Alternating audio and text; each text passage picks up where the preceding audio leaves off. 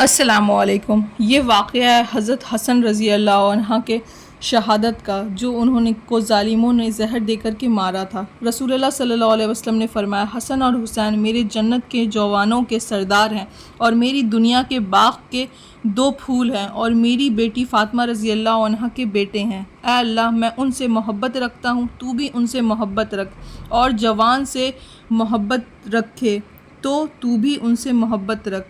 حضرت انس رضی اللہ عنہ فرماتے ہیں، حسن اور حسین رسول اللہ صلی اللہ علیہ وسلم کے ہم شکل تھے۔ جب گزر گیا زمانہ حضور صلی اللہ علیہ وسلم کے چاروں خلیفوں کا، تو یزید نے چاہا کہ قتل کر دوں دونوں شہزادوں کو، ان کی وجہ سے میری حکومت میں فرق نہ پڑے۔ حضرت امام حسن رضی اللہ عنہ نے فساد کی وجہ سے حضرت معاویہ کو خلافت دے دی تھی، اس شرط پر کہ اپنے بیٹے یزید کو تخت حکومت پر نہ بیٹھایا جائے کہ وہ شریعت کے احکام کا پابند نہیں ہے، اس لیے بھی یزید کو آپ سے دشمنی تھی۔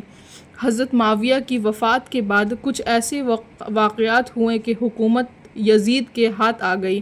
مروان یزید کا ماموں اس وقت مروان جو تھا وہ یزید کا ماموں اس وقت مدینہ میں گورنر ہوا کرتا تھا۔ حضرت امام حسن اور حضرت امام حسین رضی اللہ عنہ سے دشمنی رکھتا تھا۔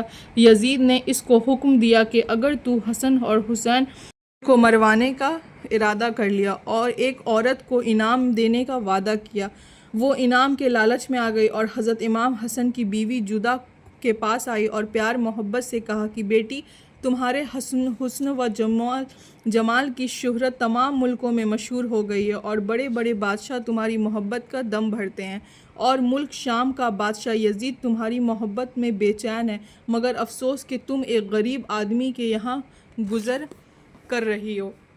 جدہ نے سانس بھر کر کہا کہ ہائے میری قسمت!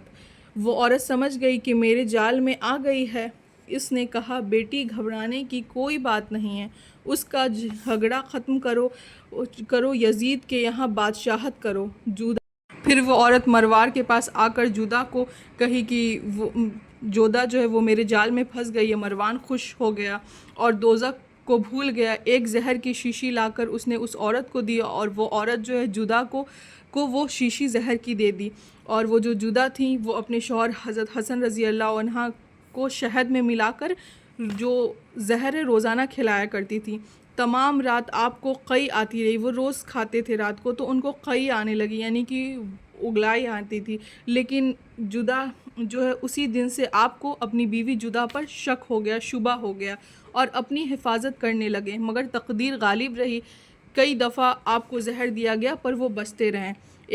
ایک دفعہ جدہ اس نے بہت سا زہر آپ کی سراہی میں گھول دیا، وہ جس سراہی سے پانی پیتے تھے اس سراہی میں زہر گھول دیا گیا۔ رات کو آپ کی آنکھ کھلی، پیاس معلوم ہوئی، آپ نے سراہی سے پیاس بھر پانی پیا، پیتے ہی فرمایا، ہائے کیسا پانی تھا کہ جگر کے ٹکڑے ہو گئے۔ پھر حضرت امام حسین آئے تو آپ نے ان کو گلے لگایا، فرمایا، بھائی حسین، میرے دل کے چین، میں جدا ہوتا ہوں، انشاءاللہ اب قیامت میں ملاقات ہوگی۔ اور حسین رضی اللہ عنہ فرمایا، پیارے بھائی جان، بتلائیے کہ آپ کو زہر کس ظالم نے دیا؟ تو حسن رضی اللہ عنہ ارشاد فرماتے، پیارے بھائی، تم کو اس لیے نہیں بتلایا کہ صرف میرا جاننا دلیل شریعت نہیں، اگر میرا قاتل وہ نہیں کہ جس کو میں جانتا ہوں تو میں نہیں چاہتا کہ ایک بے گناہ کے قتل میں تم سے خدا کے یہاں پوچھ ہو۔ میں اس معاملے کو خدا کے سپرد کرتا ہوں کہ وہ اس کو بڑے کام کی سزا دے گا۔ پھر فرمایا کہ تم سب ذرا الگ ہو جاؤ، جدہ میرے پاس رہے۔ سب الگ ہو گئے۔ آپ نے جدہ سے فرمایا، اے بیوی ظالمہ، تو نے مجھ پر بڑا ظلم کیا، میں نے تیری ظلم کو چھپایا اور صبر کیا اور تیرے ظلم کو خدا کے سپرد کر دیا، اور تو یاد رکھ جس بڑے مطلب کے واسطے تو نے یہ ظلم کیا ہے وہ پورا نہ ہوگا۔ یہ فرما کر اس کی طرف سے منہ پھیر لیا اور جدہ ایک طرف بیٹھ گئی۔ سب گھر والے آپ کے پاس آ گئے۔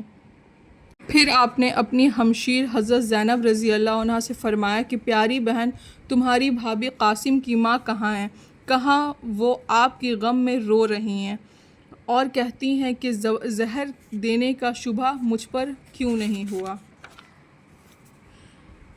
حضرت امام حسن رضی اللہ عنہ نے پھر وہ پرچہ تعویذ بنا کر حضرت قاسم رضی اللہ عنہ یعنی کہ اپنے بیٹے قاسم رضی اللہ عنہ کے بازو پر باندھ دیا اور فرمایا، پیارے بیٹے، جب تمہارے چچا حسین رضی اللہ عنہ کو کوئی مصیبت آئے تو اس تعویذ کو کھول کر پڑھ لینا اور اس پر عمل کرنا۔ اور حضرت امام حسین سے فرمایا کہ پیارے